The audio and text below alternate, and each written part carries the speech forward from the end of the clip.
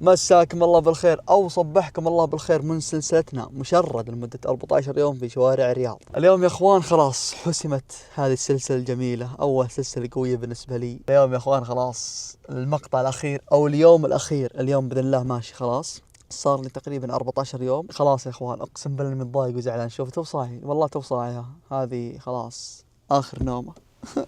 مشتاق خلاص يا اخوان. اللي ابى اسويه الحين بروح بغسل وابوريكم الاجواء، وابى جت امطار خفيفه وانا نايم. والله يا اخواني متضايق، والله اني متضايق، لكن خلنا ننزل نوريكم الاجواء، نغسل ونجي نفضفض ونعلمكم كل شيء حسابات، وبشوف كم خسرت وكم ربحت، ولا انا خسران ولا ربحان، وكيف السلسله وش رايي فيها، هل جبت اللي انا ابغاه ولا لا.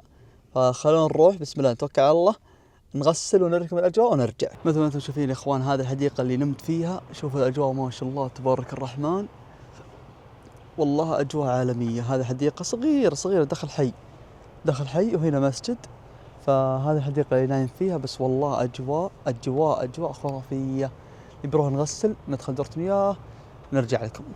تبخروا يا رجال، تبخروا جماعة، تبخر غيركم، تبخروا من يوم من قبل ما اجي حط البخور معي بالشنطة. تو يعني آخر يوم سبحان الله، فرحة ولا إيش؟ هي لا بتنكتم السيارة. طيب خلنا نطلعه، خلنا نحطه تحت هنا تبخر الدنيا. طيب يا إخوان، اللهم صل على سيدنا محمد. دائما يا إخوان خل بداية كل شيء تسويه بذكر الله وتوكل على الله دايم. أنا يا إخوان سويت السلسلة، والله يا إخوان فكرت فيها قلت خلاص أبى أتممها خلاص، فتوكلت على الله.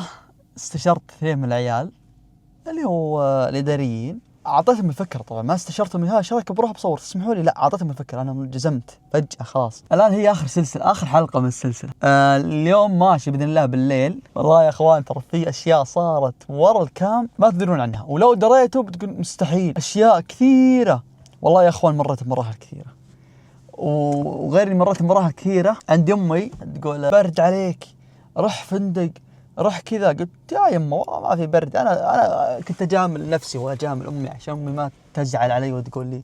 فقلت برد عليك يعني لا تنام برا كذا برد، فروح فندق وروح من.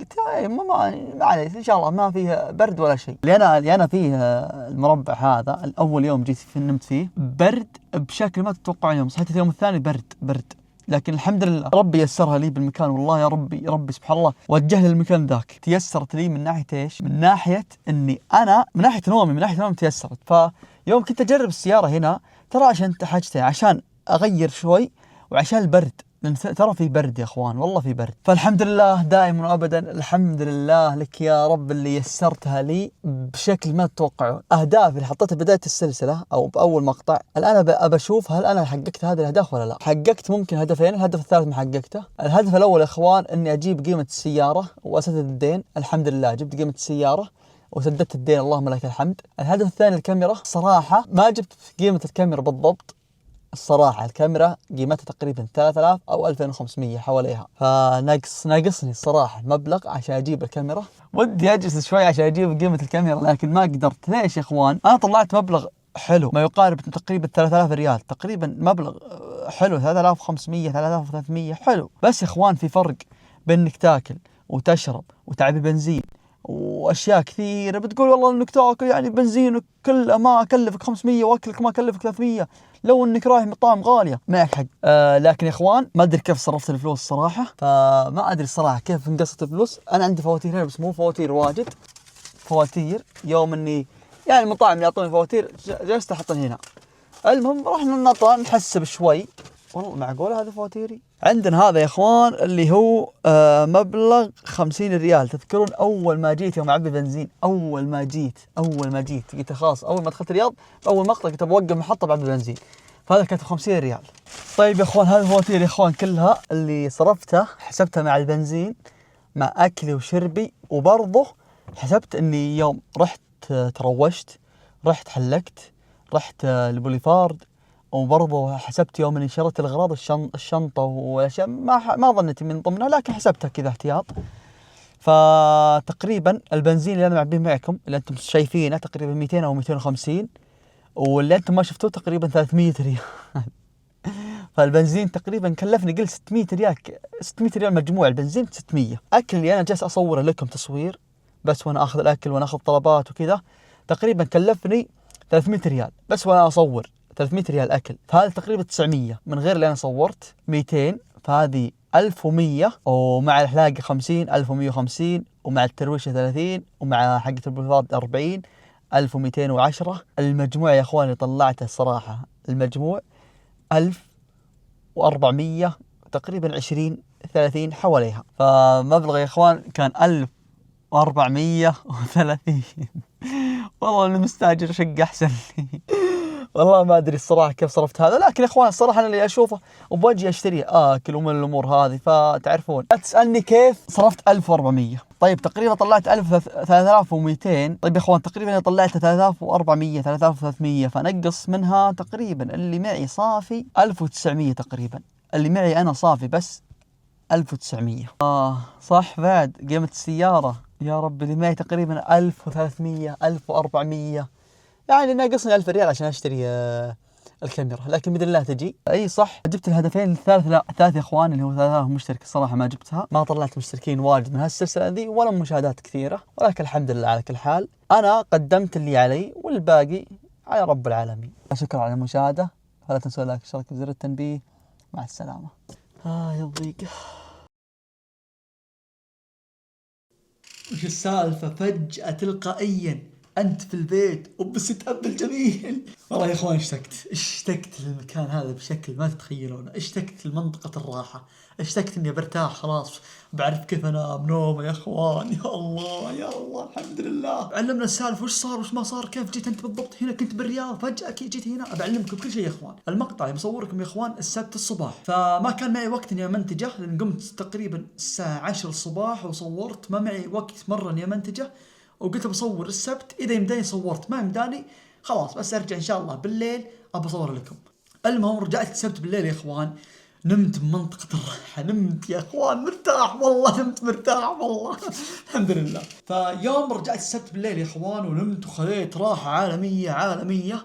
قمت بكرة بروح برجع السيارة إيجار، فبروح برجعها. رحت يا إخوان تقريبا العصر، السلام عليكم كيف الحال، أنا والله برجع السيارة مأجلها لكم وباقي لها تقريبا، هو باقي لها يوم على إني أرجعها، يعني يمداني أمددها يوم وأسلمها من بكرة. فكن قلت لا خلني أخذ مبلغ اليوم ولا ماني مستفيد بريد، أنا متكب بيتي. فرحت السلام عليكم كيف الحال، والله برجع السيارة كيت قال تمام، يدخل معلومات، قال اسمك فلان، قلت نعم، قال تمام. نادى الموظف شيك على السيارة، هل فيها صدمات، هل فيها ما فيها الى اخره. الرفرف من تحت، الرفرف اتحت شيء بالزاويه يمين في كسر، ولكن القطعه موجوده، كسر ولكن القطعه ايش موجوده. فراح قال فيها كسر. انا يوم تذكرت يا اخوان، يوم يا اخوان دخلت حاره يا اخوان بالرياض وخذيت مطب سفري، مطب وانا مسرع، فشكل يوم خذيت مطب السياره انحكت تحت، قال وش الصوت، فصدمت ذا واثرت، ممكن هي اللي هي اثرت على الكسر، فكسرت الصدام من تحت.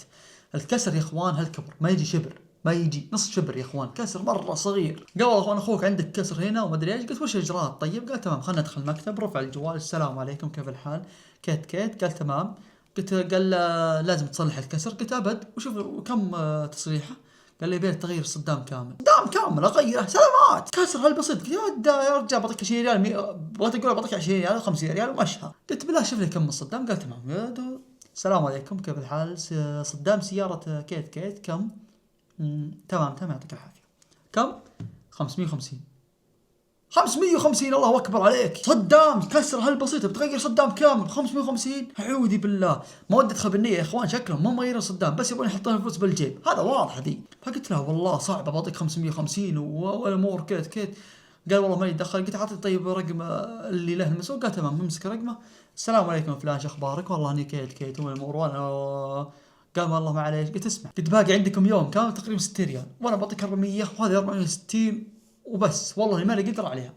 وراح قال ابد خلاص الباقي والله من ادفع من عندك. قلت ادفعوا من عندكم وفكون من شرك، مكذبين ما راح يدفعون ريال من عندهم. قلت خلاص. قال تمام خلاص، عطها ال 400 ويصير خير. قلت تمام. يدخل الكمبيوتر بينهي الاجراءات، بيشيل السياره من اسمي وكذا. طلع عندي يا اخوان كيلوات زياده. كان وش فريت؟ ما فريت العالم يا اخوان، تراني بالرياض بس، رحت الرياض وجيت لا اكثر. قلت طيب كم كيلو زياده؟ قال كيلواتك زياده تقريبا 500. 500 اعوذ بالله، ما رحت لاني مدن السعوديه ولا شيء، الرياض وجاي والله. قلت طيب كم 500؟ دخل والله يحسب ال 500 يا حبيبي تقريبا طلعت لي هنا 155.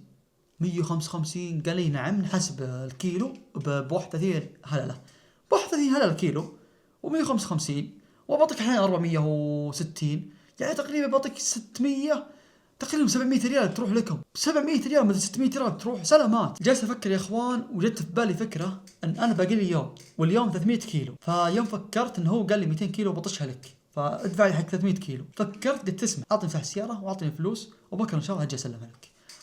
قلت ما عليك اسلمها واعطيك الكيلوات الزياده. قال تمام. يا اخوان جتني فكره، بدل ما اعطيه 300 بدل ما اعطيها تقريبا 130 ريال حق 300 كيلو، وش سويت؟